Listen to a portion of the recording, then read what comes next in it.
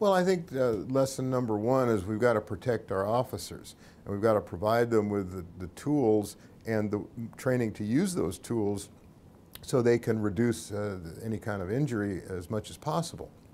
But that doesn't mean giving them free rein to injure or abuse citizens. And I think they owe the citizens that type of response where they're using the least amount of force necessary. So my advice to the police chief is to look at your management program.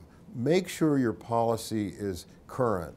Make sure your training is sufficient, not just what the manufacturer tells you to do, but what you want your officers to do. And I think with guidance from different associations and what we know about these devices, I think that can be done fairly easily. I think you need to make sure that your supervisor is active and keeps up with his or her officers. And finally, is that accountability feature.